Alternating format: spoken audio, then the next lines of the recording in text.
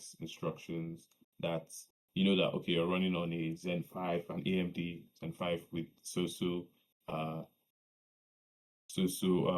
maybe cores or AVX I say pathways.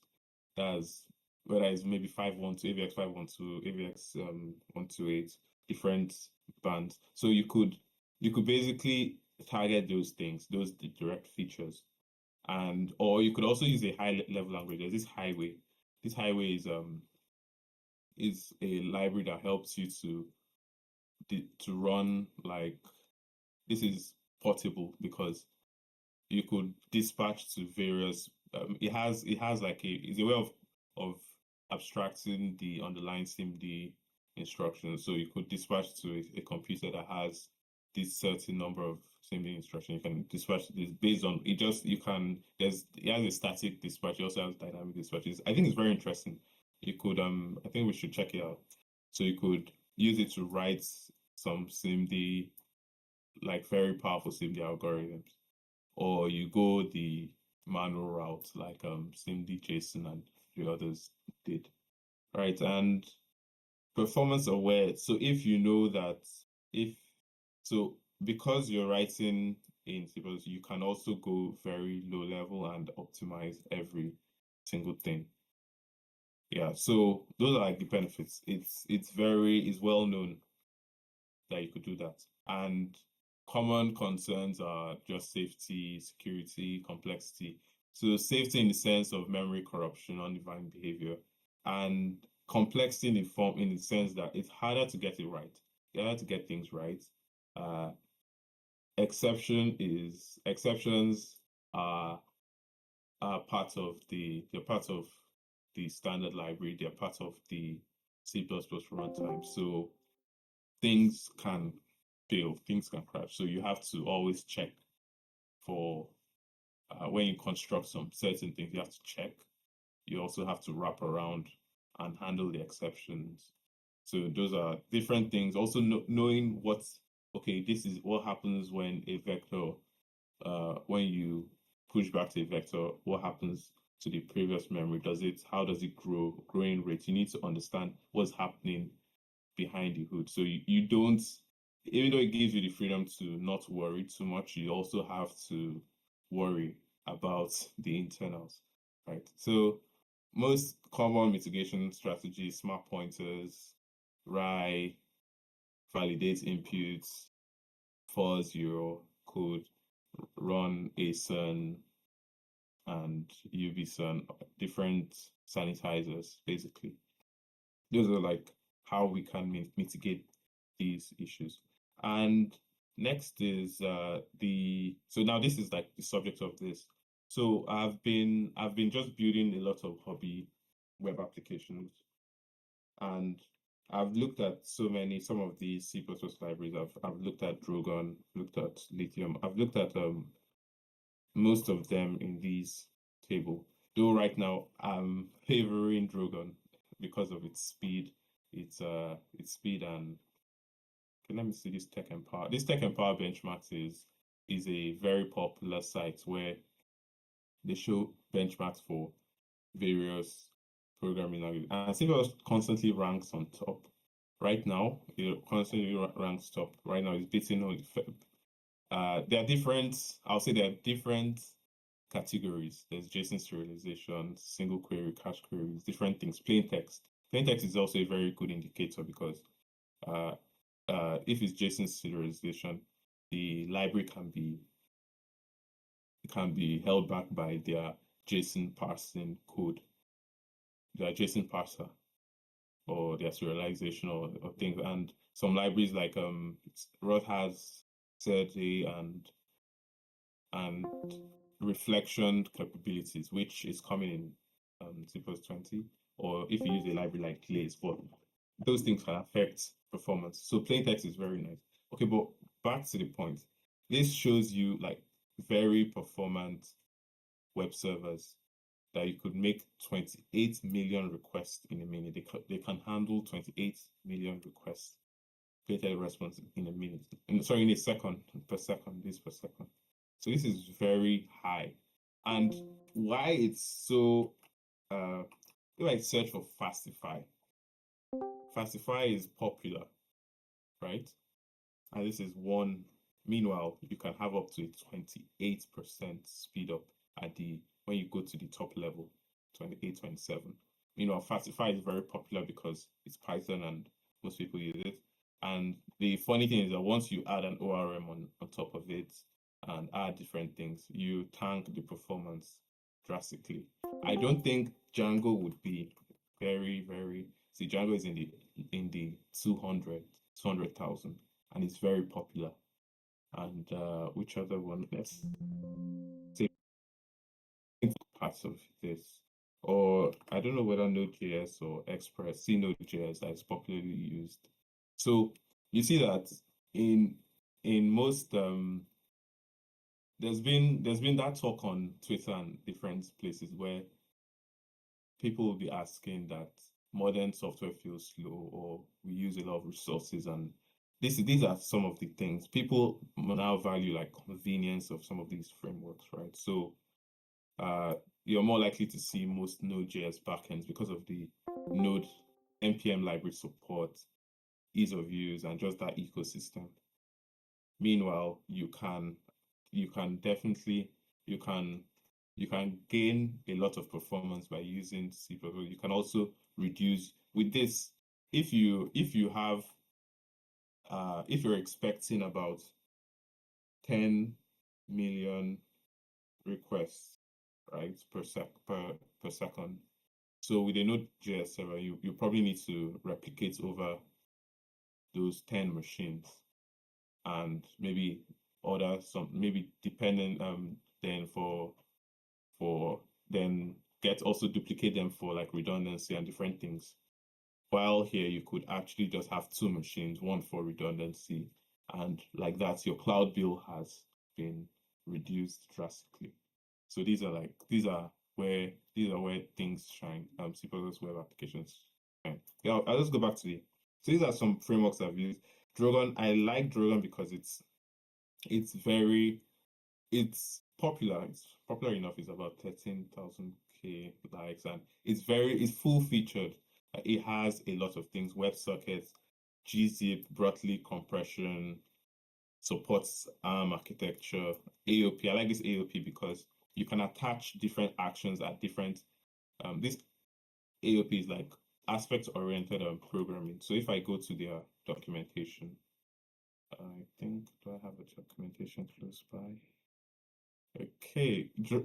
By the way, Dragon was topping this TFV test chart, but one problem I have with them is that they're using JSON CPP as their JSON serializing library, and that has is not the most performant when there's Rapid, when there's SIMD, when there's Glaze. Glaze is one that I've come to use. So okay, look at their documentation. Okay.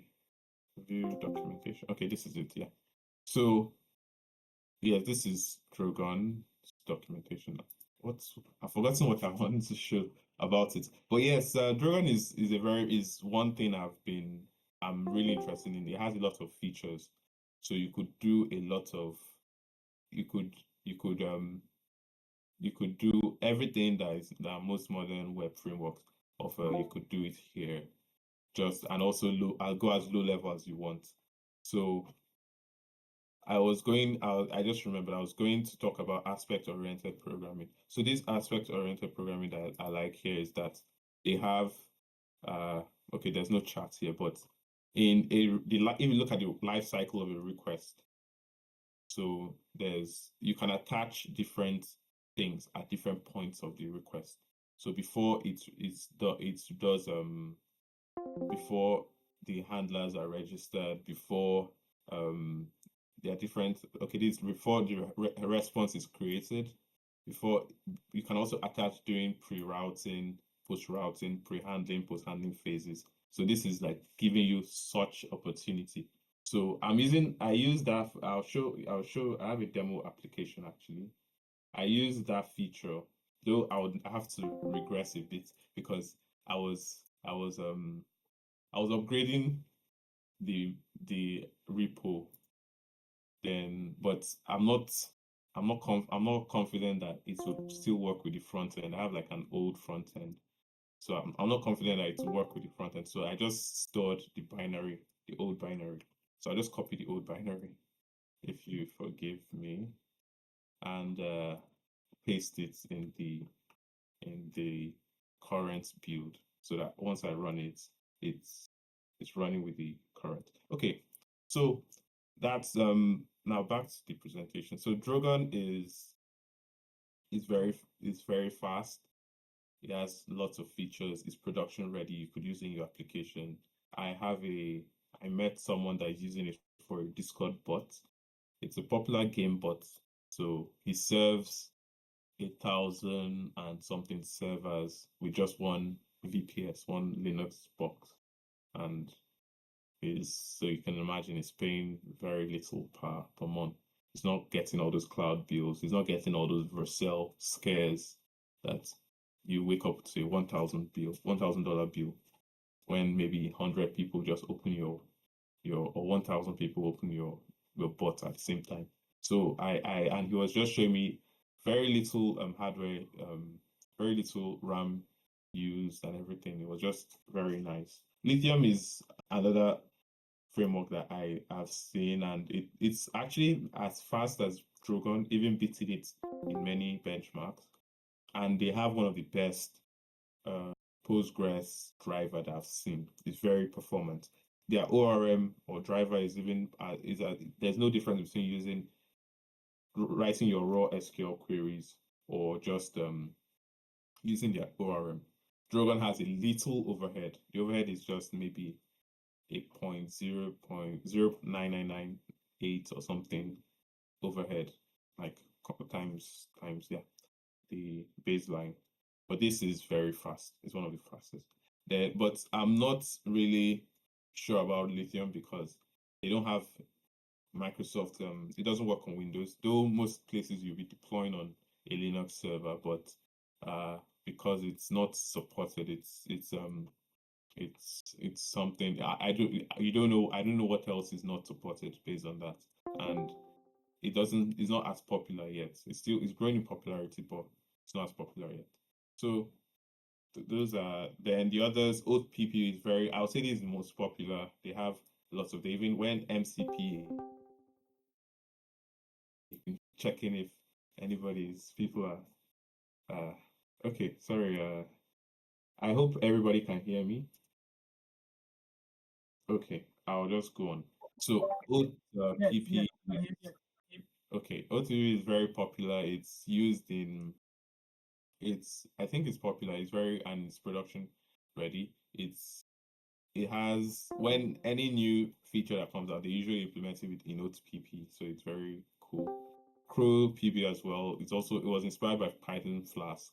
I've used it before, but I was just taken by Drogon's speed. Use server is coming up. They use coroutines. By the way, Drogon has coroutines.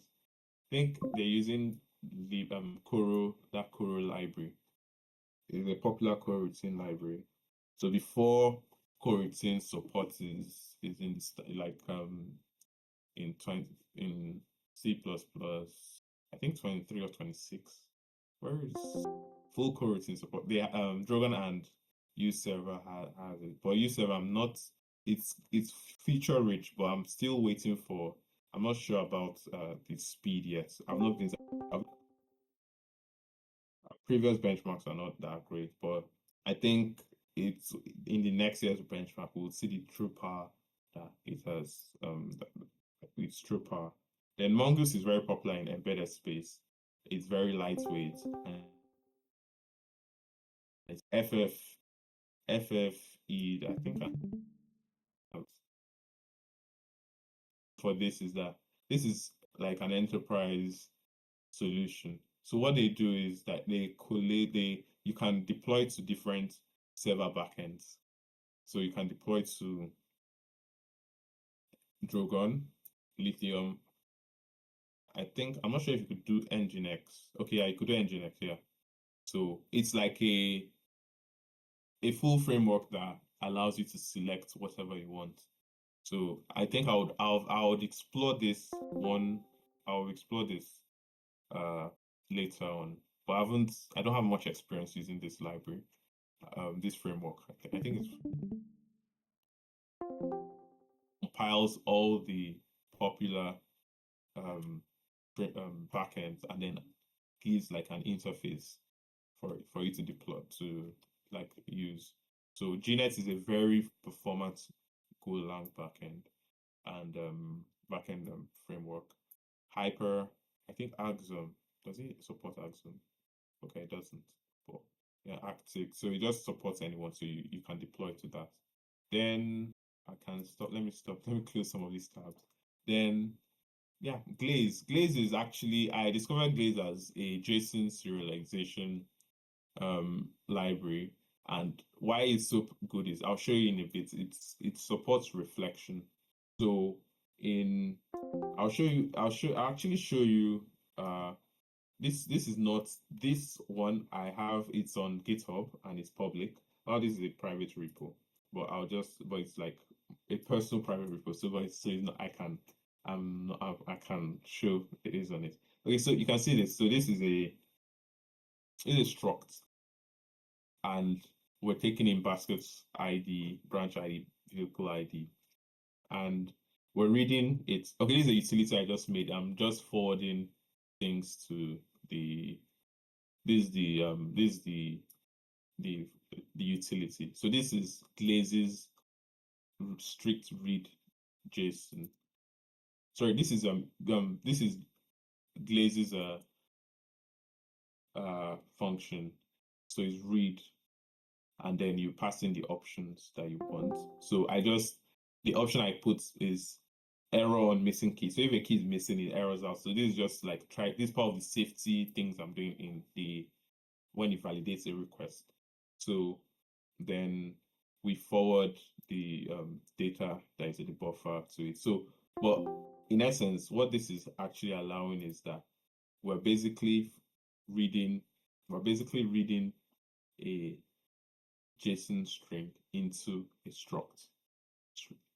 So now with this, I can access the data from the struct, like see arrived request is accessing, I can access basket ID, branch ID, vehicle ID. So if you look at maybe Lowman, I don't know this pronunciation, but the popular JSON library, N Lowman's JSON library and the rest, you have to construct. You get a JSON object, and then the JSON object you now query it, but then you query it to check. You now check. I think I should have an example of a normal way of using it. So I think I'm still porting this code, but I probably have old code that shows some JSON. Okay, see this, and this is JSON CPP. So here you're getting it, you're creating a JSON value, and then you create a content like this. So you create a value content, a field content, and do this. So this is like creating it. And then you can, when you're reading it, when let's say you get a JSON response. So this is a request. This is a test file. This is an integration test file. So this is an integration test file. So it's sending a request, getting the status code, and then we can read the value in the object. So this is let me just find one object that exists. So you can see here. Now in this one, I have to check is this a valid JSON? Does this have status? Does this have message ID? So you can see these are things that adds overhead because there's no reflection capability. But in this other repo, because I'm using structs and I'm using also a bit of I can just say once I parse it into the struct, if the parse failed, then I know that it doesn't have any of these fields. So I say if there's a parse error, then I can return a bad request or a forbidden or anything. But if it's if there's no parse error, that means everything is here. That's why I added in my own I modified it because it allows you to, if there are missing keys, it would allow the parsing. But me, I put an error that if there's a missing key, make it an error. So I created two utilities, a strict read JSON There's also strict relaxed. So this relaxed allows you to take in unknown keys and different things.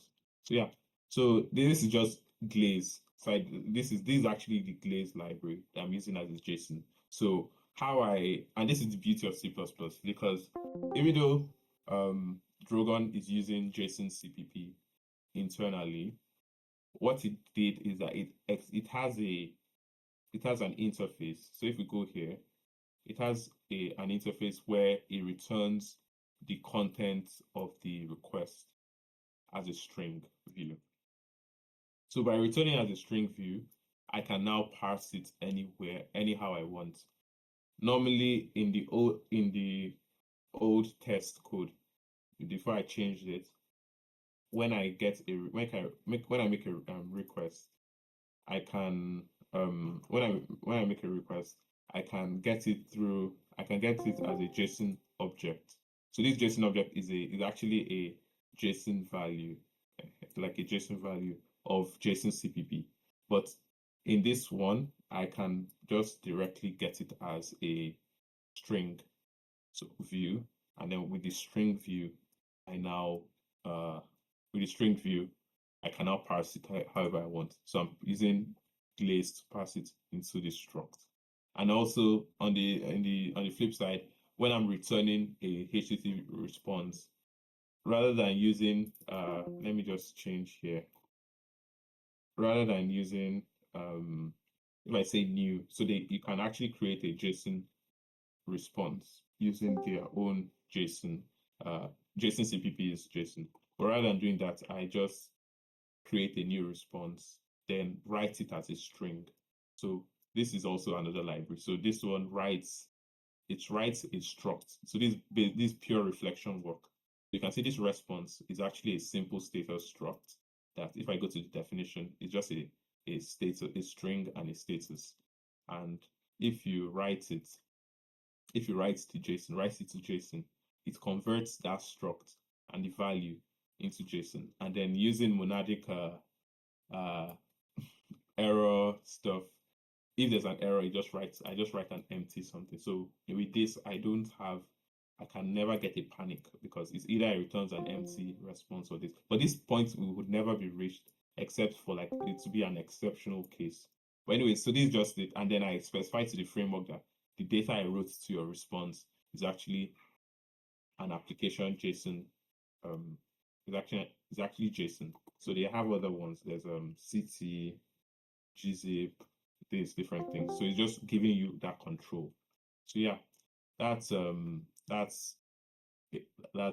was a large tangent, but I'll just go back. So Glaze I discovered as a JSON reflection library that is super fast. It's super fast. It actually competes with SIMD JSON. Yeah, it competes with SIMD JSON and it beats it on several occasions. So I would say that in terms of speed, you have Glaze, you have SIMD JSON, you have Rapid JSON. These are like the powerful ones. Then Loman is very popular, but it's not very fast. So, but when I was going through the library, I discovered that Glaze actually has their own, they have their networking library. So they have a HTTP server, a HTTP router, REST registry, HTTP clients, advanced networking. So it's very well supported. So you can create middlewares, do different things with Glaze. So it's a powerful framework. But based on what I'm presenting, I would say that it doesn't look production ready, but it's over there. And I haven't benchmarked speed. I don't know how it performs, right? So those are the popular choices. So you can also always look at this Tech and Power benchmarks for performance comparisons. And just like I've been saying, when you're dealing with big projects like this, you have to choose your libraries. So you can look at stars. How many stars does the library have on GitHub? Though that's not like always indicative of quality, but it's very good. Then you also have performance, bench performance. You look at outside benchmarks. You also benchmark by yourself. When I switched to, and I would say that one good thing that a good thing that one can do is to, okay, I don't have it here, but I can open it later. But just create a dummy project using the library. So when I was switching to Clays, I just created two requests, like matched everything as much as possible. One using that JSON-D inbuilt JSON CPP, and then one using this Glaze, but with the whole transformation that I did and everything, with the whole utility that I wrote on top of Glaze. And Glaze was giving me easy 2x improvement, speed improvement. So I would even argue that if you put those improvements into this Tech and Power benchmarks, you see Drogon on top again. Drogon was on top, I think 2020, 2019, 2021. But then it's not. So these are like, so when you're choosing a library, you bench yourself for your use case, because it can be very performant, but then for your particular use case, it's not. So you have to like analyze your use case, benchmark for your use case, and also just look at overall user feedback.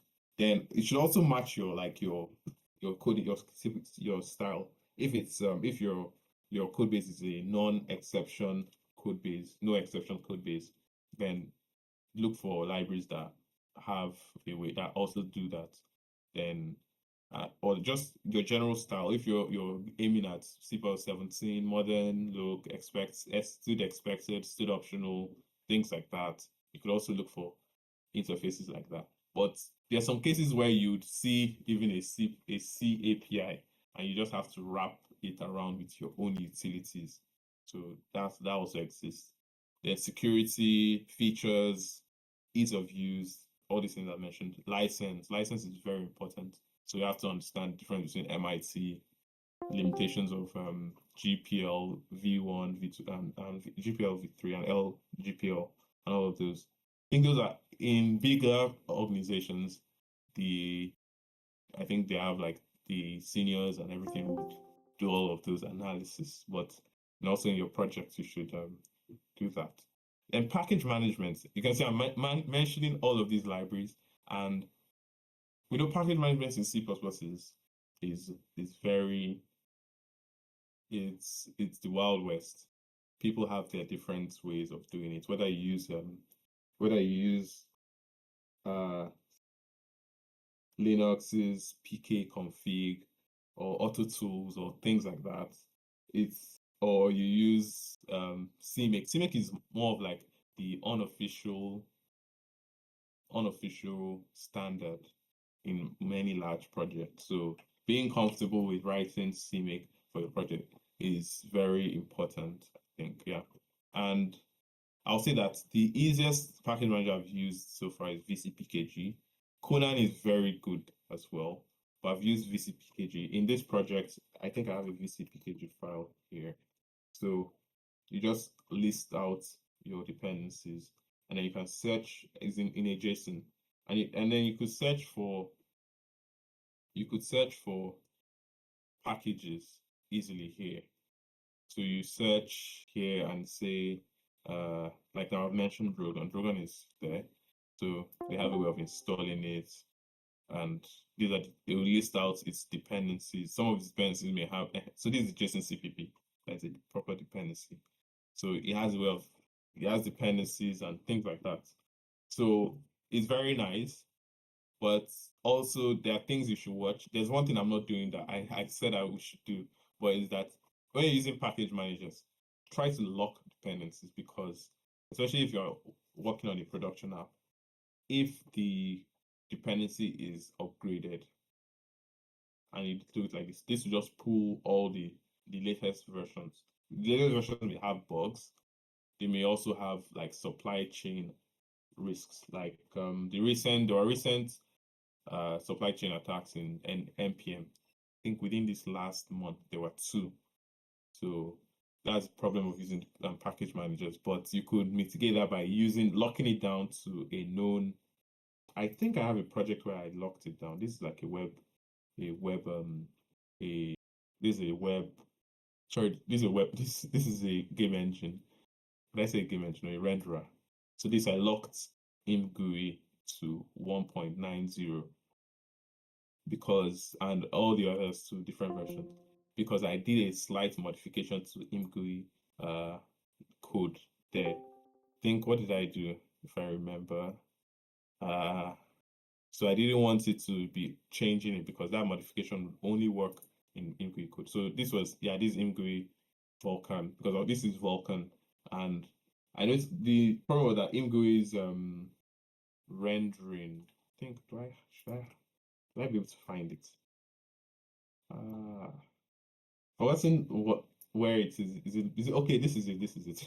This is a patch. So ImGUI launches a, they have their shader is, yeah, okay, the modification was the color space. Yeah. So this is it. The outputs, I've I've not opened this project in months, so I'm trying to remember it. But okay, I that's the thing. I put the actual shader that I changed it to. So the shader, so the thing about English Vulkan implementation is that it doesn't output in the correct color space that I needed. So it makes, when you render out, the image was appearing washed. So I just wrote a shader that converts a color from sRGB gamma to linear light gamma. So it just does the calculation. It could have even been more cleaner. So it just does the calculation. So I compiled it using I compiled it to SPV, which is more or less cross-platform in a way. Then you paste in this is actually this can be a supply chain risk. So this is the compiled code here that is loaded in by the pipeline, the graphics pipeline. But why it's not bad per se is that it's done, like that's what they do. That's what they basically did. So they basically compiled it like this. So this is how we're compiling with JSL lang validator. So they compiled it like this, and that's what is used in the Vulkan. If you do work with Vulkan, you know that Vulkan is very verbose. So it's used in one of the, it's used in probably the graphics pipeline, if I find where the program is loaded. So yeah, I would remember what exactly. So that was just basically, so in that case I had to lock down the version of ImGUI so that, okay, yeah, let's see the commit that did this. Yes. Okay, so in the commit I did okay, so okay, then I think I used to write okay, added ImGUI as a dependency, change receive package name to eyes. Okay, it makes anyways, I'll probably find the exact thing, but by locking it down, it doesn't update if you update you run vcpkg install and it's installing dependencies. So this patch would work always. The alternative to doing this is by managing your dependency by yourself. So you just include it, or you include it as a submodule with a fixed commit, or you include it like the source file, you copy the source file into your project, or you use single header libraries basically by copying the source file into your project, or by maybe submodules. All these are like they're not mutually exclusive. They're like, you can mix and match. Same thing here with pet content. Pet content is basically doing the same thing as submodule in a way, but CMake is fetching it from the GitHub repo. Yeah, but I just found that VCPKG is more or less cross-platform and very easy to work with. So I also detailed some concepts on and common libraries for web services. So for JSON, there's this N or Lowman's JSON, there's rapid JSON, there's Glaze. Glaze is like very fast and I love it. It has good default. Cryptography, I used Argon. as the hashing algorithm, because Argon is the winner of this famous PHC password hashing competition. And you can, to show you why you should also use C++, winning implementation of the password hasher. And what was it implemented in? It was implemented in C, and it has like it has a VCPKG library. It has a VCPKG package. So if I type Argon, it's here. If not, I could have easily copied it or added it to my project. And with that, I already have like the fastest, the most secure, or like one of the winning implementation of hashing in my project. I don't need to get a wrapper, a binding or anything, because most bindings are based on the C library. Then you now have a C bind, a Go binding, a Node.js binding of it, or something like that. So you can see. Or I use Lipsodium, and then for JW, so I use JW's CPP. Then we have networking. I use 0MQ for the messaging for sockets communication for PubSub. You could use Boost as you could use anyone. Database, most of the frameworks will have their own driver. Drogon has his driver. I think Drogon's driver is built on top of libpqxx or libpq. Then there's MongoDB, or you could use an ORM or anything.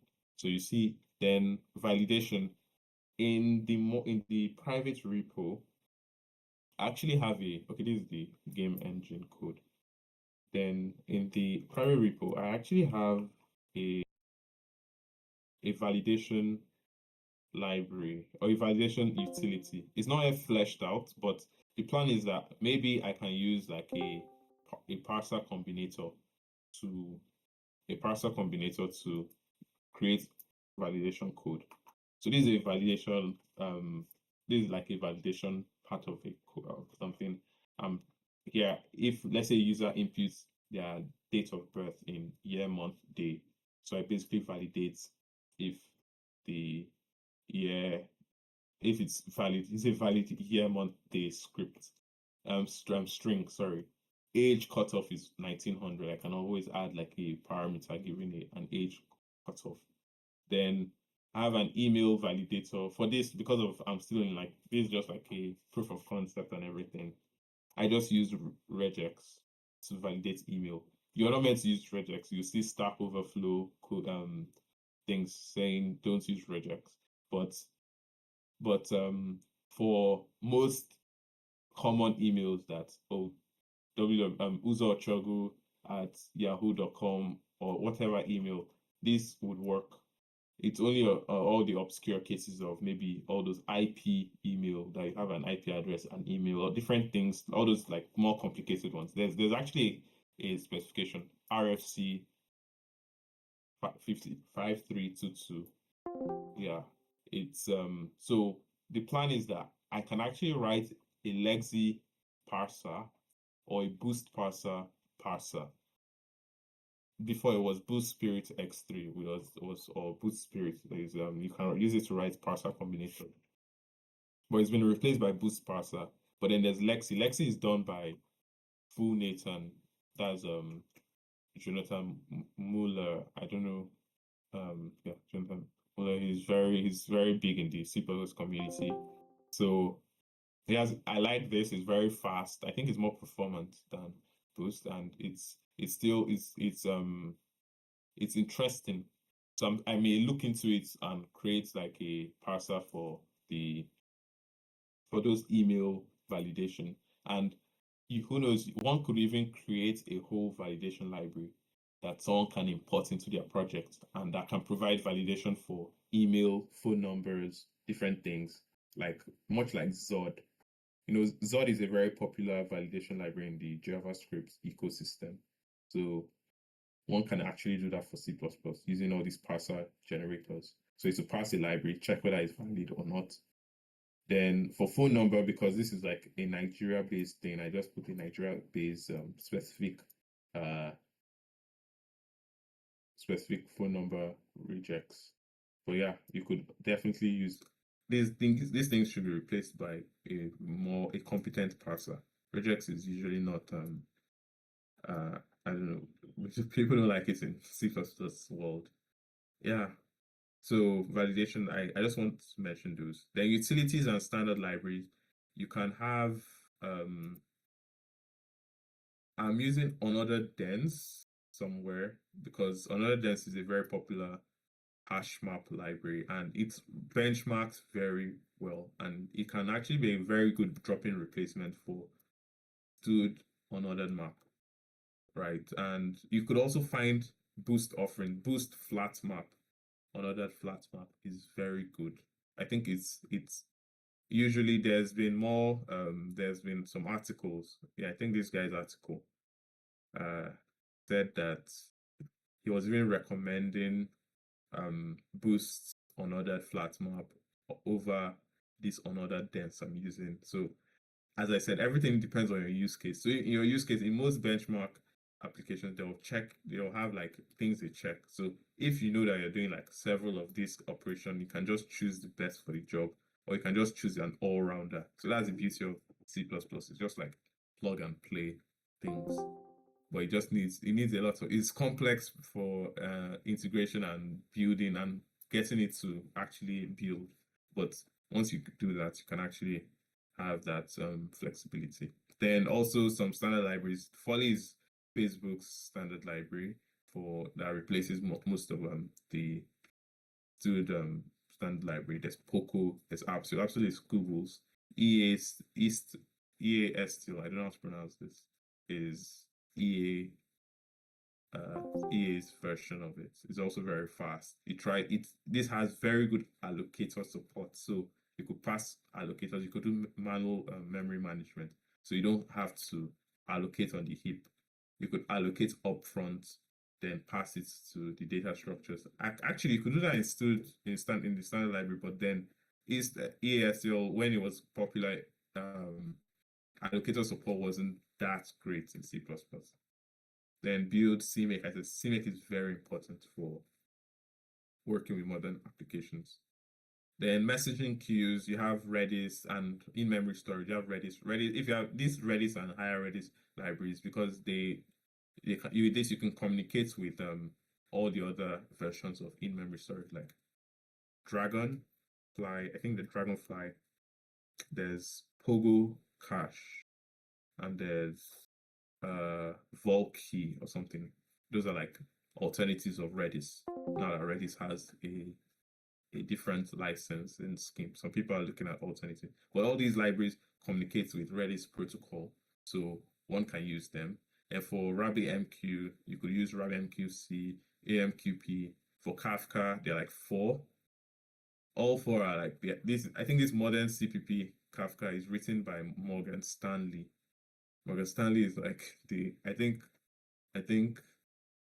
if I'm not mistaken, Bjorn Strostrup works in Morgan Stanley or one of them. So it's like it has very good pedigree. librd Kafka is written by Confluent, which has a Kafka broker, very popular Kafka broker. So you can't even but this just has 779 stars. How come? Is it because it's a company's repo? But anyways, this is 4 or 5. These are not really popular, I guess. Then CPP Kafka. This is also very nice. This is a wrapper for librd Kafka, and which other one? Yeah, so those are 3 popular Kafka libraries. So you could also pick any of them, do your test, whichever one has like usually some of them will show a sample code. If you like the interface of this, okay, this is how this looks. So okay, I can work with this. Or if you like the way this looks, okay, this didn't show. So based on how it looks or how it performs, see this one has they'll have different they'll have different abstraction levels and way they format Kafka concepts. Then machine learning and ML and in this current project, I actually was using ML Pack to perform clustering. So because I had some geographic points, and then I'll cluster it based on latitude and longitude. And this is something that you say, wow, why don't you just use Python or something? And well, I'm working in a C++ application. I already have a C++ runtime and everything. All I just need to do is to import ML pack. I've removed it from now because what I discovered was that I was using PostGIS, which is an extension on top of Postgres, and that has I can also just cluster within the DB before I was pulling the data into the application code, clustering, and then writing back to the DB. But with PostGIS, I know I can just do it within the DB, so I reduce. And this is what I'm talking about in performance-aware programming, because I know that a DB process is a different process, and your application process is a different process, and the data has to move from the DB. Your DB can even be separated by a network layer.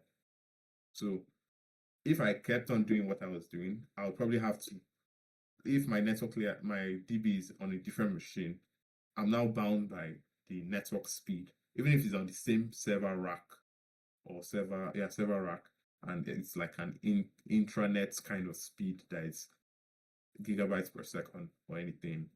I'll be bound by those bottlenecks. But then by doing everything inside, so it's like data-oriented program. By doing everything inside the DB, I've I've done away with the round tripping from the database to the machine, then back to the database.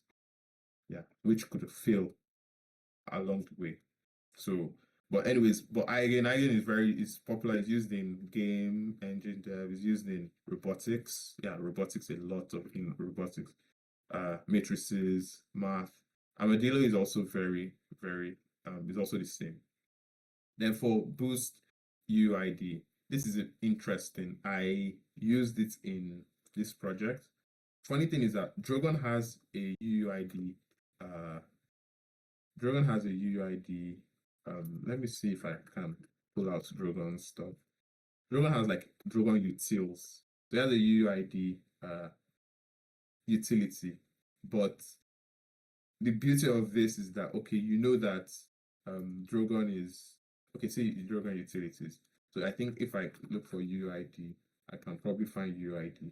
So you can get a UUID. You can do different things or something. I think they have a UUID util. But the beauty is that I read an article benchmarking Drogon's UID, and it was not as performant as some of these dedicated libraries that have optimized everything. So it was just easy as plugging it into my application, adding it to my dependencies, and there are different school of thoughts on dependency management.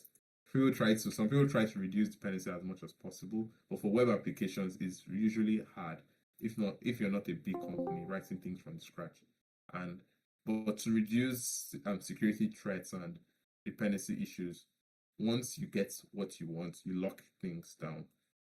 You can lock things down, and then before you bump up, you do regression tests, you do a lot of testing, and then you bump up your dependency version if there are like updates that you actually like. So I have a UID generator utility. So this generates version 7 UID.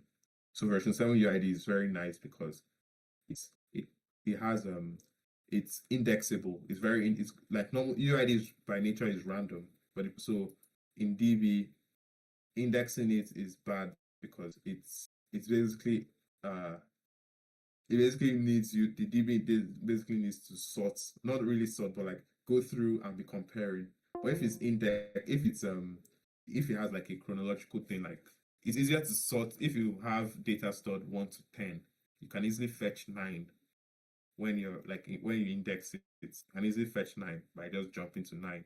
So what UID version 7 does is that it adds a time factor in the first actual thing in the spec. So it fetches the first 18 first, so it has a time value, and because time is inherently serial, you can now index based on those bytes. So it's it was like a very good thing. So I'm using this in most of the data structures, in most of the as the ID in most of the tables in the DB. So yeah, and this is Boost. This is Boost Zone. I just imported Boost, wrapped it around, created a class, then created static functions for it. The alternative is to create an inline freestanding method, right? Yeah, an inline const explorer or whatever kind of uh freestanding method, because so like, you just live in your header, and then anywhere you use it, you just take it. Yeah, those are like common libraries that may be useful in a web service. Then, okay, I didn't mention you may need to, for this JSON and serialization, you can also have protobuffers. So you may need to use protobuf. You also may need to use protobuf or cap and RC.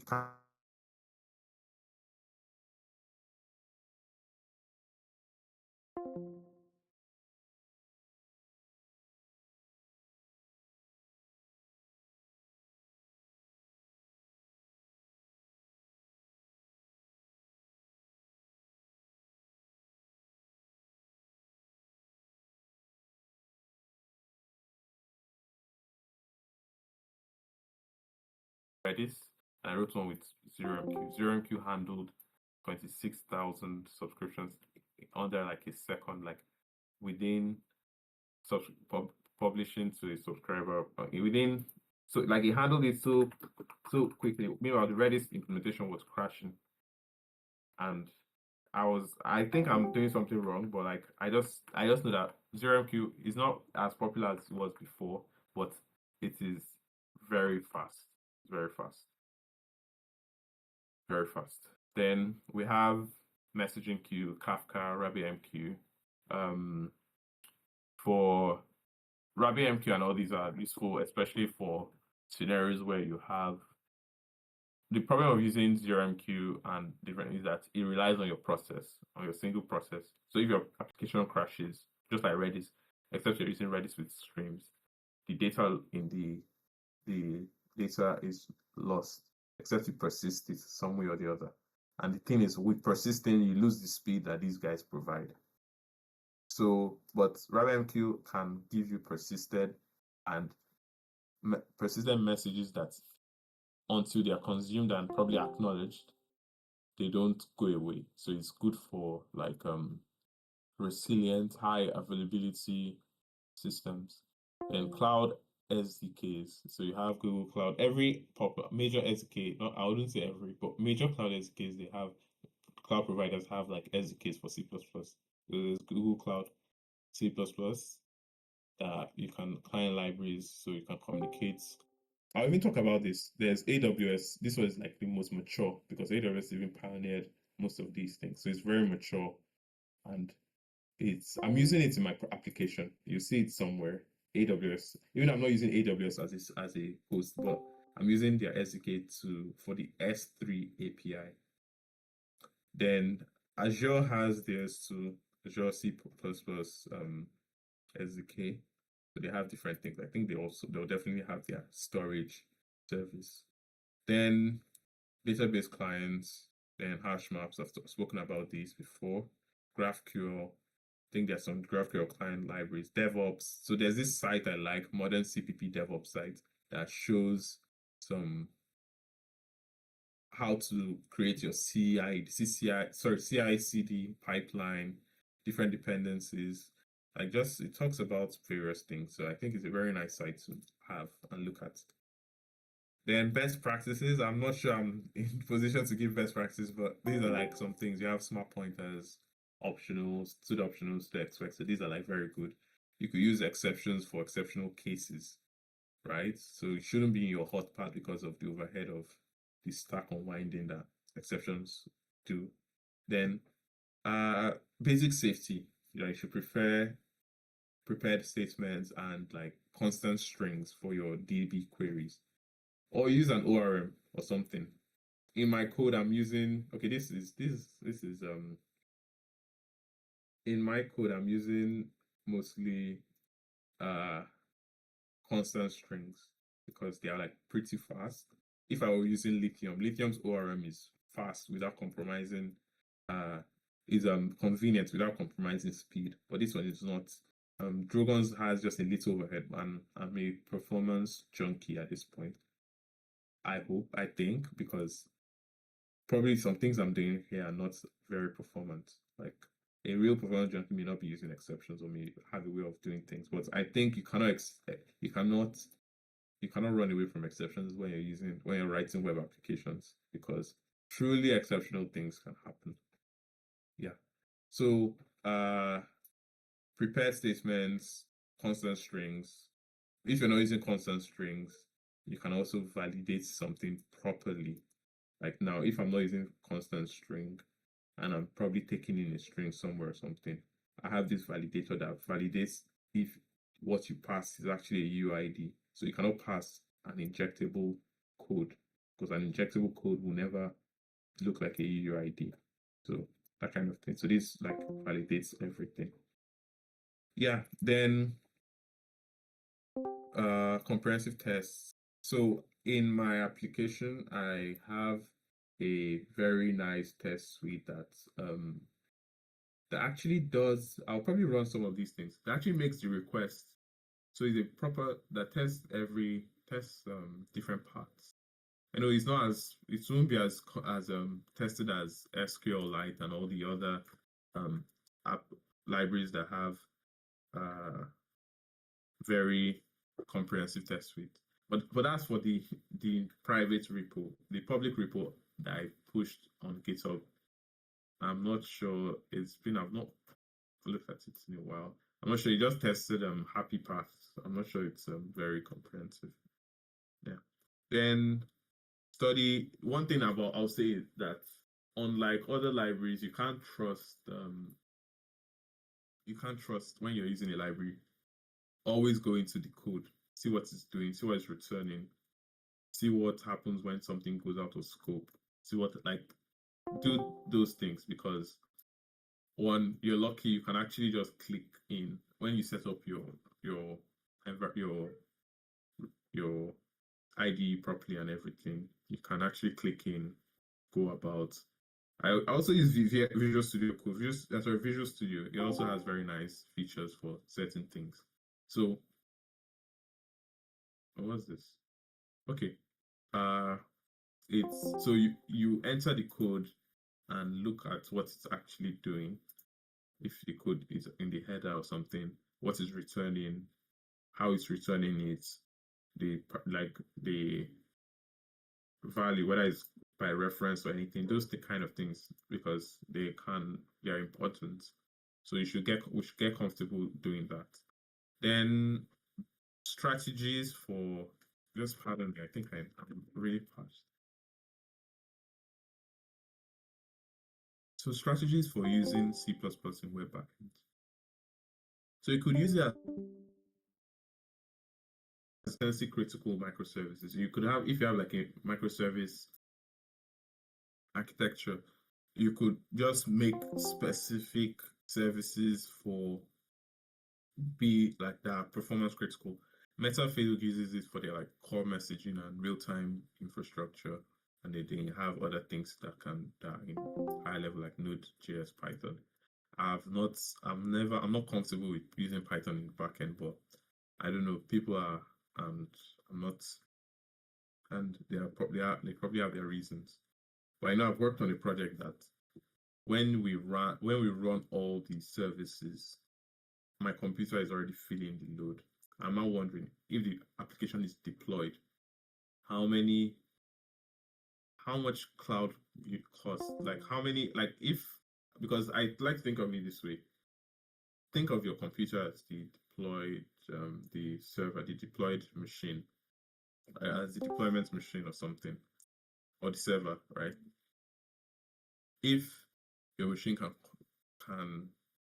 consume, like can sustain hundreds of thousands of users, concurrent users, then it means that when you're scaling or anything, you just need several versions of your machine, whether horizontally or vertically, or that you need a more powerful version of your machine, right? But if when you run your application, maybe all the services you run it, maybe you have Docker, you run your RabbitMQ, your Redis, your Postgres, your everything, and your system is already grinding to a halt, meaning that okay, it can only just sustain maybe 100 requests or 1,000 requests or something per second at that rate, then you know that your cloud cost is going to be way, way higher. So those are like some useful indicators. Then full stack C++ application, like what I have here, you can just build your whole application with C++. Hybrid approach, you can use it, then have a scripting. I think this is more like game engines. You just have a scripting thing in maybe Lua or C Sharp or something for Unity. Meanwhile, the whole thing is actually created in backend. It's you're communicating through foreign function interface and everything. Here in this other one, in this first one, you're actually communicating through REST or gRPC or binary. Like if you can have just like you can just be sending messages through as binary. You don't necessarily need to stick to REST and all the others. Though it would be nice to do that. Then hybrid approach. Okay, this is what I've mentioned. Then for edge and serverless, you just have your C++ in the serverless function, and then you connect it to your application through AWS Lambda things and everything. And it's you make when you make a request to the edge function or to the serverless function, it starts the machine, runs your request, and gives the output and things like that. I'm not really I'm not that big on serverless. It has its purposes. I've not reached the stage where it's very useful to me. Then C++ for specialized backend components you can have for like if you have a WebSocket service, an MPTC service, TCP, you can just create a whole specialized C++ service. Then so the summary is that C++ is not just for systems programming. It's a first class choice for the first class choice uh for high performance web backends. So you could use it for your critical service. You could use it for your full stack APIs, anything, and it delivers unmatched speed, efficiency, control, right? And further reading, okay, and okay, this I just linked some articles. So the code I posted, the repo I'm talking about is actually here. If I have this is a guest browser, so I'll probably not have my links, my bookmarks. But I think it should be able to. Oh, it just brought me out. It should be able to.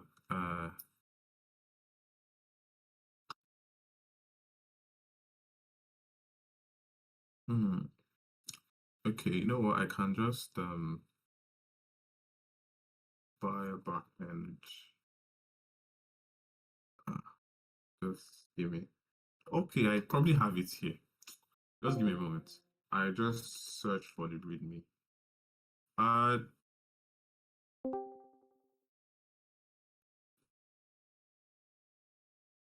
uh I'll change over.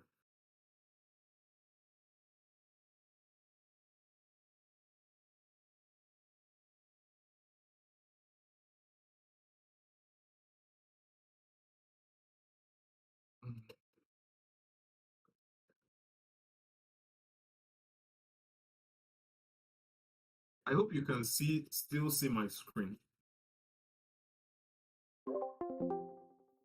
Hello? Can you hear me? Okay, okay. So I'm routing part to my just give me a moment. Cool. Okay, I think I'm back. But my camera should be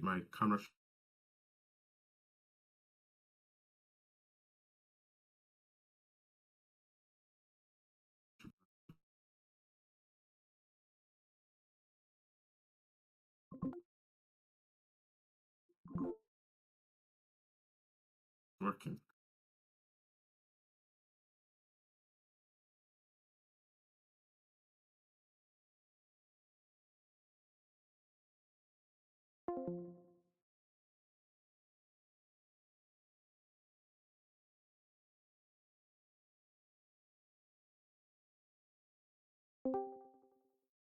application. It's written in React, mostly vibe coded with AI because I write React, but it's not very I wouldn't use it like I wouldn't say I write it very well. Right, so this is like the simple. I just use this to test. I was working with Drogon. I was going to write an application with Drogon, but I just wrote a simple backend using Drogon with some of the services that I would probably use and just did like a proof of concept with it. So it has a front end that's written in React and Vite as the build building build system. Then for media management, I use like an AWS an S3 Minio is an S3 um alternative. So it's like AWS, but like you're hosting it by yourself. AWS S3, but you're hosting it by yourself. So you can host it on a VPS, you can host it anywhere. So it's object storage, but it communicates using S3 um API. So I can just comfortably use AWS's C++ S3 library and just communicate with it. So for it, when you want to upload something, you create a pre-signed URL. So that URL is signed by your backend. So instead of your backend being the one that is taking in the media file, it's just when you send a request that, okay, I want to upload, your backend will send you a link that is signed to you. So you just upload when you up to anything you can upload to that link. So it's like a post link. So you can post data into that link, and that will be loaded up into the media server. And then also when you want to download, you send a request. It gives you a link, and then you download it from that link. Then for the notification system, I use WebSockets and 0MQ as a pub sub. So this helps for WebSocket updates. Then for auth, I use Aragon, JWT, CPP for the JWT tokens for token management. The backend is written with Drogon. Postgres is the database with PostGIS extension, and I'm clustering with DBScan. Yeah, I haven't run in a while. This is okay. Last one, I've not updated it. I just pushed everything for the project for the Okay, but I'll just run it.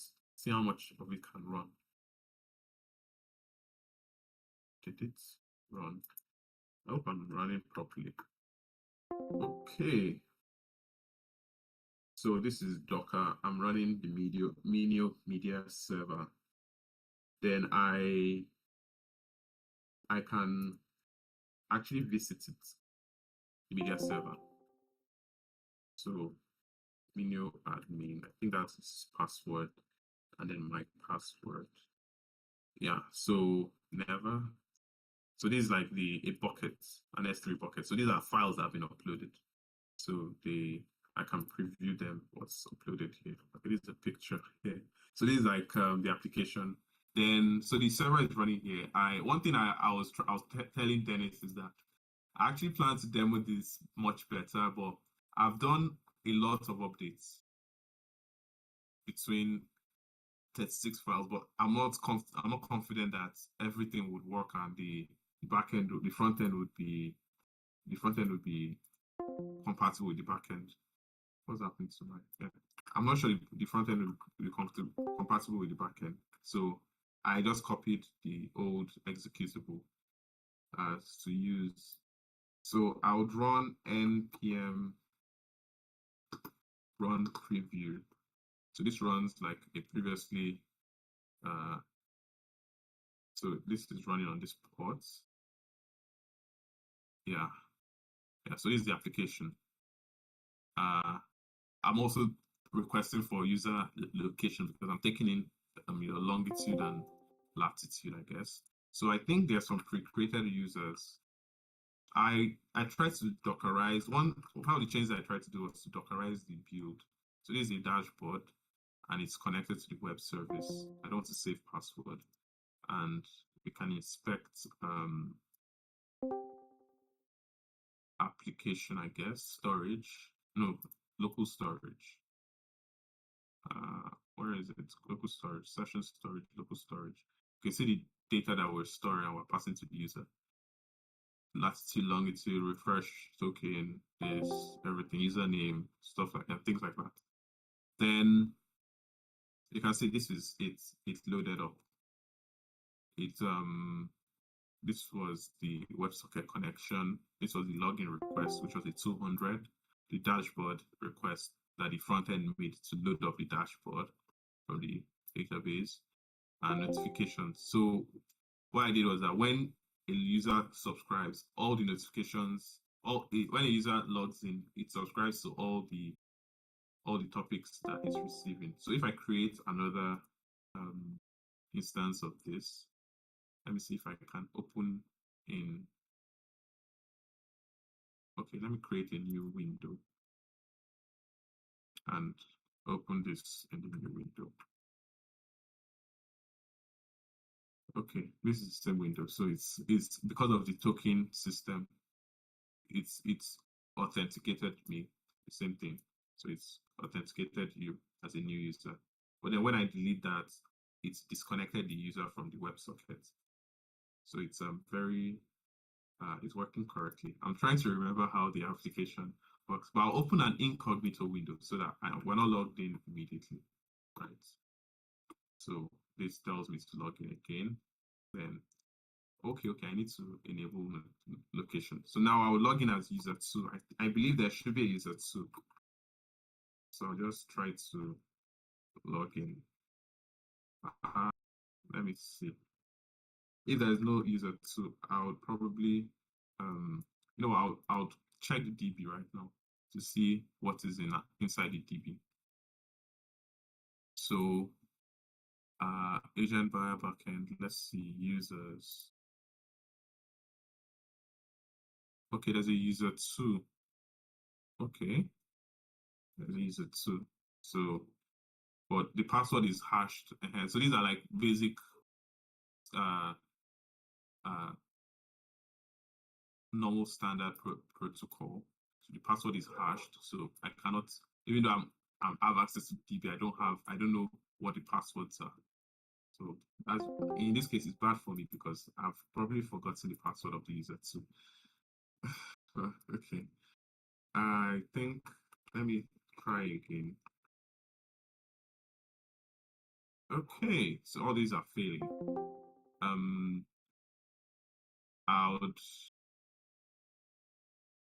I think I use the email as password.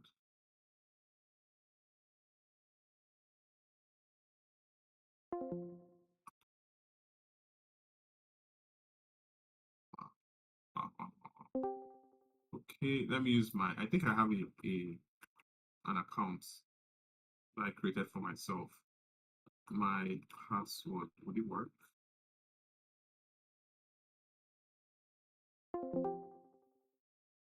I didn't think it would be like this. I think I'll just create a new user, but while I was going to create oh, wow, I logged in. Cool.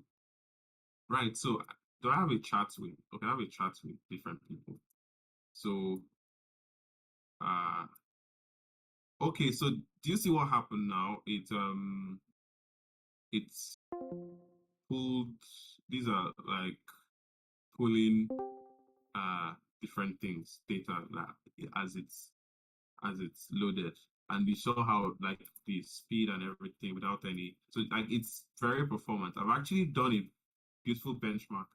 I ran on a VPS, then created about 26,000 post requests or something, and it handled it without any issue. So it's like so these are like the performance characteristic.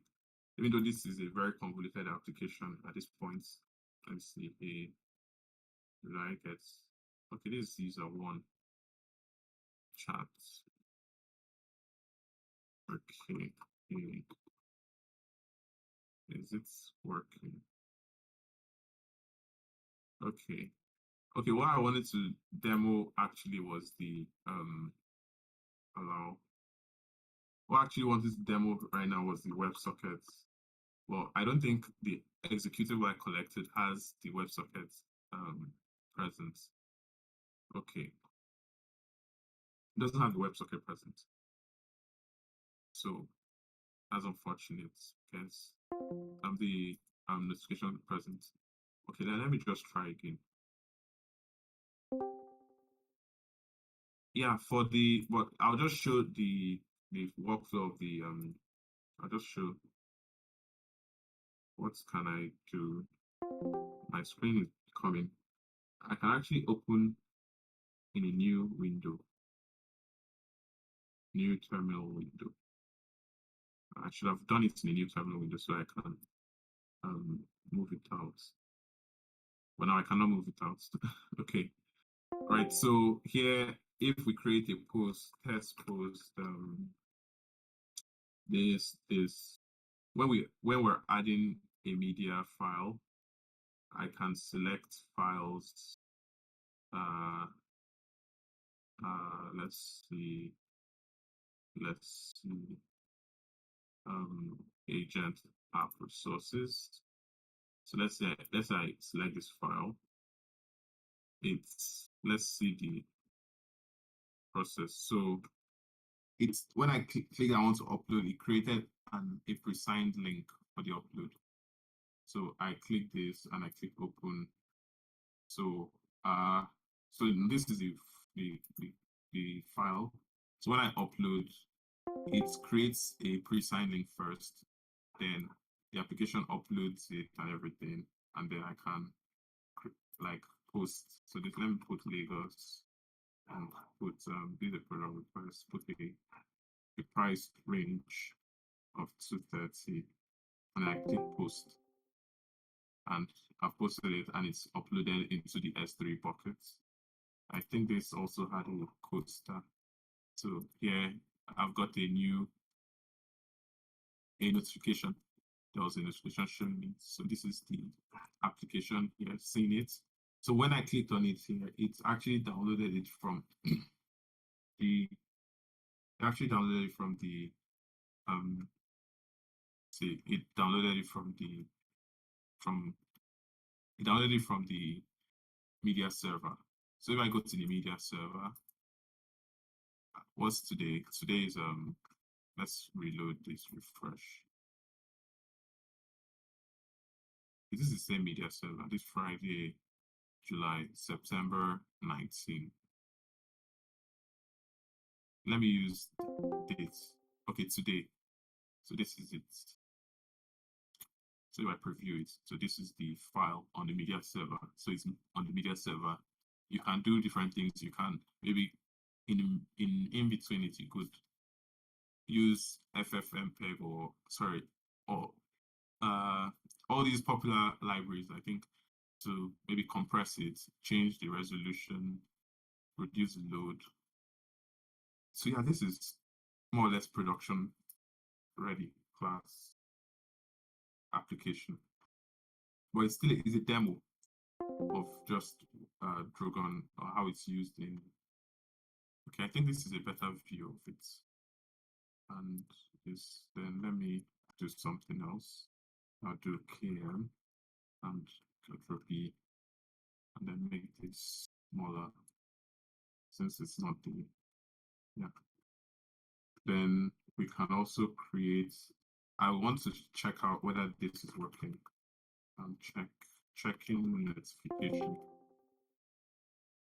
Let me use the tags that I know that this one is properly subscribed to. So I'll stay London for this and say 222 and I post. So you can see this is a WebSockets notification thing. So this guy is subscribed to, I think, electronics and general, one of those topics. So I think the algorithm is wrong in the sense that it doesn't check right now that if you've got the message once, it shouldn't. So I think it's subscribed to maybe two of those topics. That's why I got two banners. So you could see that. And so they are published to those topics, and then that is a subscriber to that topic got the publishing something. So this is this guy. So for this, to show you how badly optimize my React application is that it doesn't cache like this the charts. So when I went to this community, it did a get request to get all these messages, and it's doing all of them like to get this infinite scroll thing. So, but it's getting all these requests. But then we're basically because we're on a local network, this is happening. I know that if we're like separated across a network boundary, this is like terrible work because we're fetching the request each time. So now you can see if I switch over to chat, it's to fetch everything again. So if I'm chatting with myself, would I see a banner? I don't think I've set that up properly. Oh, what's happening?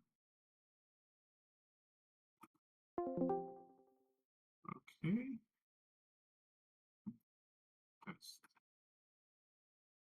Okay. So different things then offers different uh it's just showing basic application uh uh it's just showing the basic application workflow. So this is just a React front end, and this is just a React front end. Then there's also another thing. The React front end right now is proxying the request to the backend. So that's been why there's a delay. In a real thing, it to be deployed separately.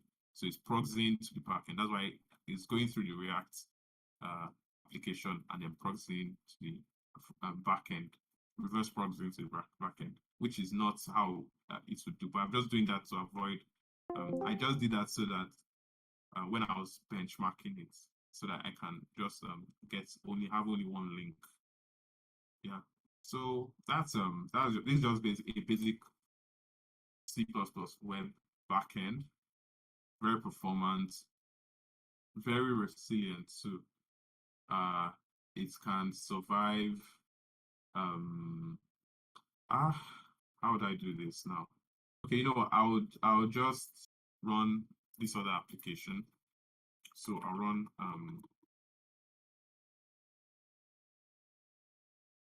run this other application. Oh no, it's failed. Let me just run docker compose start for this other application. So compose start.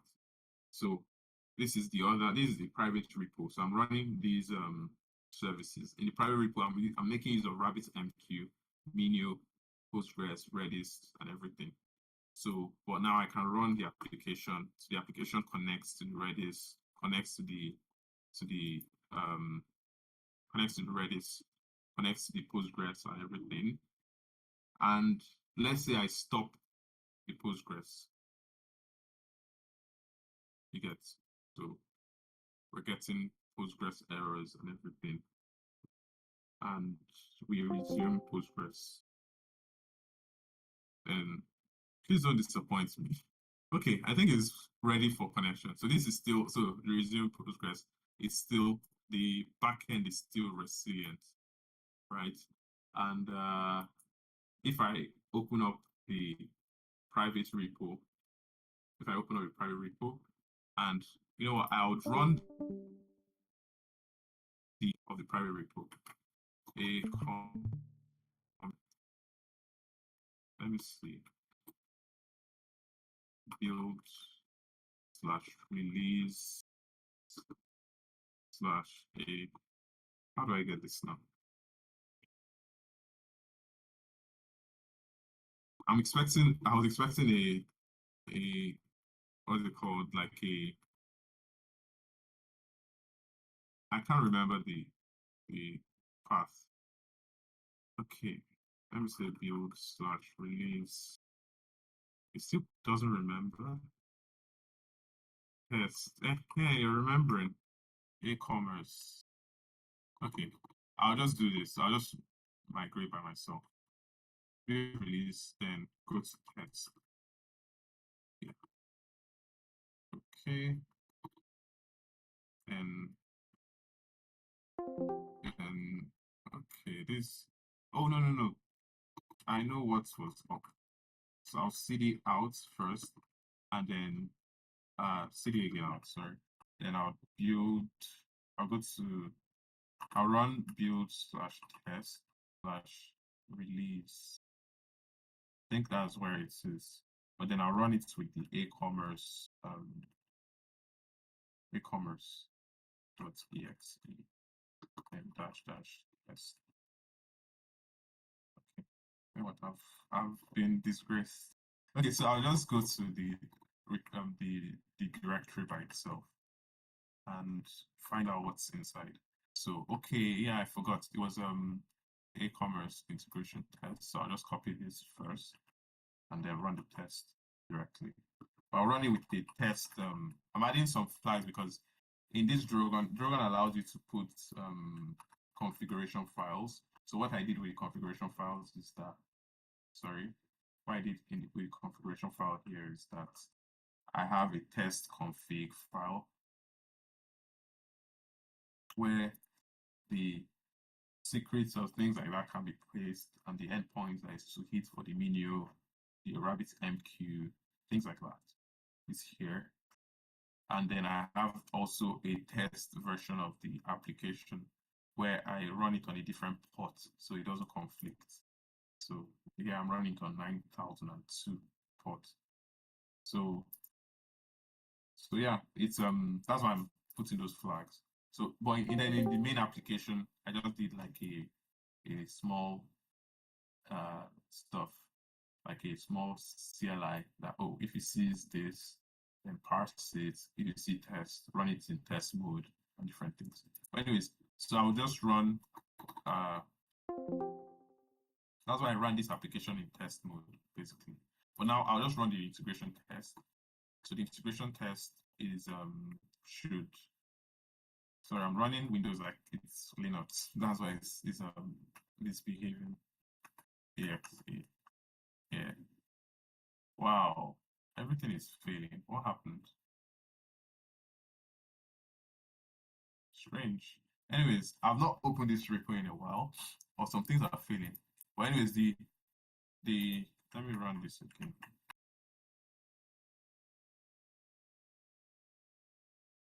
So it's basically making requests like, oh, I know what's happened. We're running on the same port. Sorry. Gosh, I'm not right now. So I'm running on the same port. This is like the other application. So what I'll do, I'll stop this other application first. Then I would run this application. Yeah, so that's what happened. I'll run this application and then run the tests. So you can see when I'm running the test, it's making requests, thousands of requests. And why it's even this slow right now is that in the test file, the test is actually single threaded.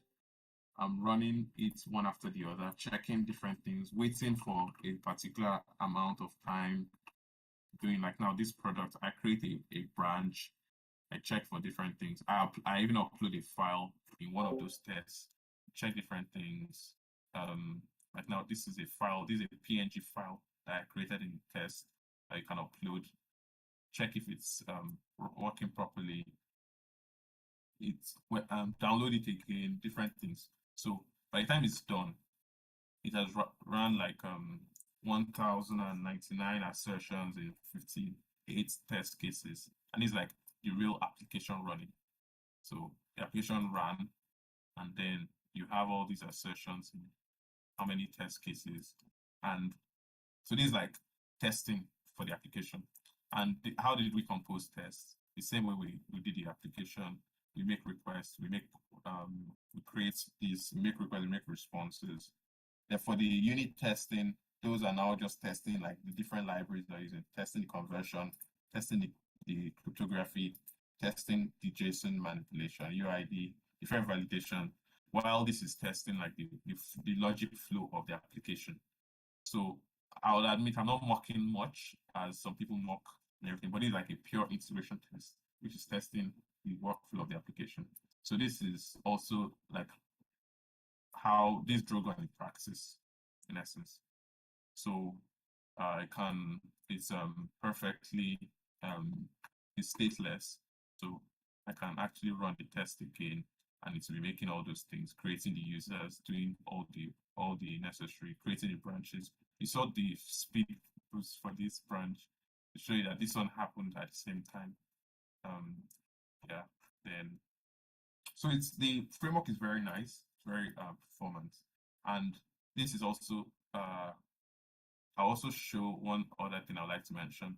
I'm using middlewares. So this middleware, uh, when you use a token, when you register a token, the middleware can get your role and different things. So you can use this token for authorization, not only authentication, but authorization.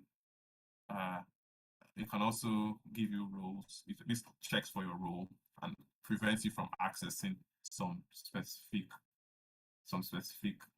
features. Like now, if I go to workflow triggers, this this is actually code for RabbitMQ. It's triggering like it's publishing messages on RabbitMQ, and now it's protected. It does have a cause middleware, I have an authentication middleware, and I have a logistics middleware. With this now, I if you don't have a logistics token in your request will fail. If you don't have a store middleware token, your request will fail. So these are like giving you access. This is giving you request level access to request level authorization access to different endpoints. So this is like one way. It can probably be done in a neater version way. Like now I know that everybody's using CORS, so I can just do it in the main application. But every request has CORS by default. But you can also do all of these things. Then so that's one thing. Also, see these kind of things. You can see I'm returning a Drogon task. This is like the coroutine version. This is like coroutine, using a coroutine. It's you co-await things. So now I let me show a proper coroutine in progress. Okay, see this now. We co-await this update basket status. So this endpoint or this callback is actually inserting into the DB and then doing some other things. If it fails, we roll back, we roll back the transaction and then we return true, or it's called return true. So now if I go back to the where it was called,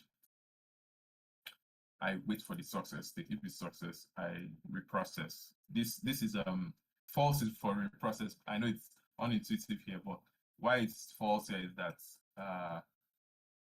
we basically are dispatching messages. So if we get a message of a particular type, we send it out. We co-await this endpoint. So we dispatch this. We co-return, co-await this endpoint. So we dispatch this, right? And then after doing this, the result of the dispatch is bool. This bool is telling us. So if we get a false, then I know that I can requeue it into the message queue. So I knock like I don't acknowledge and then I requeue it. But if I get a true, it means that I either processed it, or even if we process it and there was a failure, we are saying that no, we don't want it to be reprocessed. So this is like for a system that needs everything to be processed at least once, or also to allow multiple retries or anything. Another thing that I can do is that I can add a data structure and call it bool and then put comma retry number or something. So we're storing the number of retries. So if I want to retry only 3 times, I can return maybe false and then add one number to the current retry number. So once it's 3 times, I say, okay, well, retried 3 times, and we don't need to reprocess it again. So these are just these C++ web application meeting with what people do in their day-to-day application. So I don't have a front end for this, so I can't really demo some of these things, but I can probably just show. But this web app that I showed you here is basically now you can see they're disconnected because the front end is out. So I'll just turn off this one because they're sharing the same port currently. So that's why that one was going to the other one. So if I run this again, these guys will connect very soon. Yeah, so connected and connected. Yeah, so they are now connected back to this front end and they are running as the normal application. Yeah. So we send notifications and everything. So I can log out from this user and let me see if I can try to log in again with this proper user. Password 1, password 2. Okay, I got the password this time. So now this guy has a lot of subscriptions. But let me see if this one will work. Yes. Okay. I think the executable I have doesn't have the message notification thing. Doesn't have the message notification thing. Yes. Okay. Well, anyway, so this is just is an example of an application that using C++, everything, the front end. Also, one thing I'll notice is that I've just spoken about the front end for about back end. For using C++ in front end, though it's not really important. But one thing I've seen is you could do WebAssembly. I've actually got the framework. I don't know if it would run. No, I have there's a framework Saucer. So you're basically there are different strategies for using C++ in front end. For example, if you have there's this Pixie Morph. Sorry, I think I would need to leave very soon. So this Pixie Morph is actually a WebAssembly based editor, and it runs is like if I click it now, it's to download the WebAssembly, and it's running on my computer. So if I click new project, it's running on my computer. If I inspect the network, sorry, right, inspect the network. Let me reload and re-record. So it's downloaded everything, the see videos and everything. And you'll probably see some WASM files as well. Trying to look for a few. Let me see if I can search for them. So yeah. So this is a WASM application. There's another one, Ingui Man. Yeah. This is also a WebAssembly. This is a WebAssembly application. That is demo. So if I go to the demo or playground. This is the demo. Okay, no, this is not it. Okay, so this what I'm basically saying WebAssembly, you can use it on the front end. You could, if you have a game engine, you could export as WebAssembly using maybe mscripting or chirp and import it, get a JavaScript like loader or load it up and run it. And then you have an application. So you can see natively on my computer. It's not like file. If I click new project, if I click I can import, I can create a file. I don't know how to add item. I can probably add things. So this is like an Adobe After Effects replacement or something, and it's written. It's written with WebAssembly. It has WebAssembly components and everything. So that's one way of using C++. So you can do that for if you don't want to, if you want to free up your backend and just allow the user to maybe compress images. Like now in WhatsApp, when you upload an image, it's compressed first before it's sent to them, right? So you could submit, you could publish a WASM bundle. So when the person opens the website, that wasn't function is in the website. It's part of the payload that is downloaded for the website. And then when you upload a file, it uses that code to compress the file and then uploads it to their server. So they don't have to deal with a poorly optimized MP4 file or something.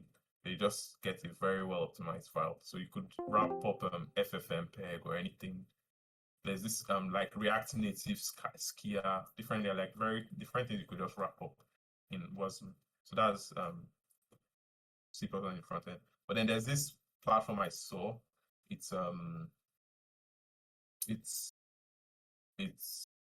what's it called? There's this platform I saw. Okay, this is the ImGUI version. Okay, I think they changed this. The code for this manual is available here. Okay, there's this platform I saw. This is Sourcer. So Sourcer C++. This uses WebView library. So WebView is part of like Electron, but shipping Chromium engine. So it's running in like the WebView engine of the OS. So you could write this like Tauri that is in Rust. So you could write your backend code in C++ of your application or your desktop application. This is like a desktop application framework, and then you could style it as a React application or anything. JavaScript technology could, JavaScript has that ecosystem of very nice elements and components. So you could style it as that, and then you write your backend code in C++, and it will be a desktop app. So instead of you writing it with WX widgets or Qt or Electron, you could use Sourcer. Sourcer is popular. I actually wrote a demo of this once. I'm not sure how much, whether it would be, I have like lots of these projects. Let me see, Sourcer demos. I should probably have an executable somewhere, but I'll just run it. I'll look for it. I'll not attempt to build it again. So let's see. Okay, it worked. Okay, so it's this is like, so I did a demo of this application. So what it's doing is it's writing. This is very roundabout. This is WebView. So I wrote C++ to, okay, which is weird. So I wrote this is running WebView. So this is the WebView the browser. So I wrote C++ to write. I wrote web GPU, yeah, then exported it to Wasm. Then the Wasm is running on this, and then it's deployed on Sourcer. Like it's running on Sourcer because Sourcer takes in any web technology, then runs it as like a desktop application, basically. So and I wrote it, wrote an application, compiled it to Wasm and JS, and then see the target. So the target is the application, and then the let me see the source.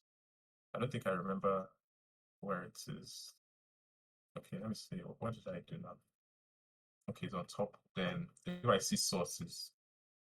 Okay, yeah, I see the source. So this is the HTML here, and this is the Wasm that was exported as Wasm file, and this is the JS file.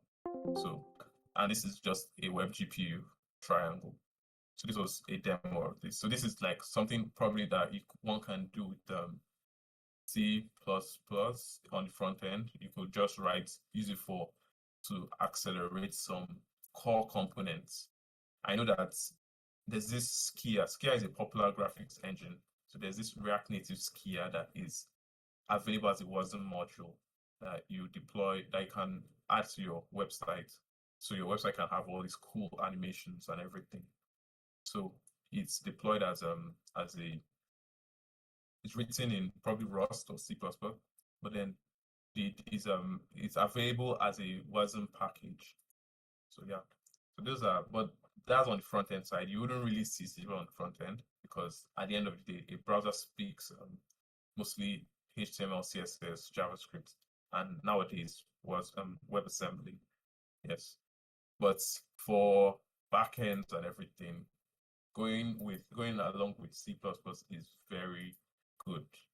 Yeah, you could get very nice performance, very nice safety if you try to do things well, and also if you have you have self-starting services that if they crash, they just restart themselves or things like that, and error reporting, and you can interface with every modern technology. Like RabbitMQ is pretty well used, Redis pretty well used, and we're interfacing with all of these things easily.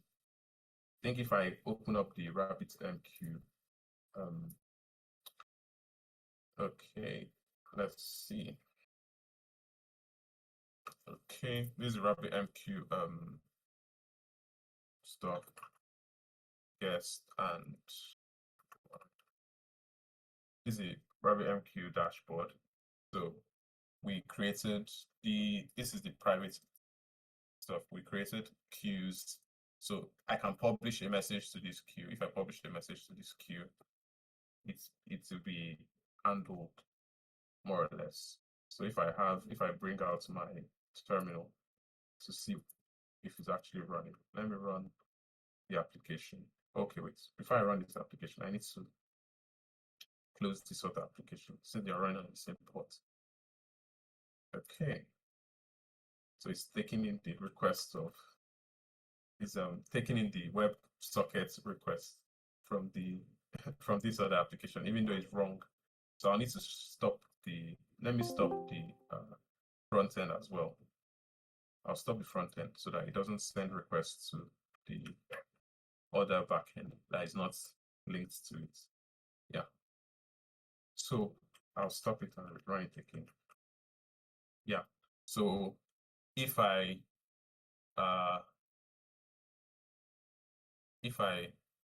publish a message here, publish a message, test, it's probably be caught by my application because this is RabbitMQ. So anything published into this, my application will handle the request, and that's it. But I'm expressing a message as a JSON and a particular kind of JSON. That's why it's telling me that this JSON is wrong, and or something, or this like key is wrong or something like that. Basically, just warning me that it's wrong. So these are like standard applications that we write that most modern backends are written in, and you can interface with them with your C++ backend properly. So yeah, I think that's it. I've rambled on for so long. I hope it's quite informative, or at least I've showed the benefits of C++ in backend. Yeah. Okay.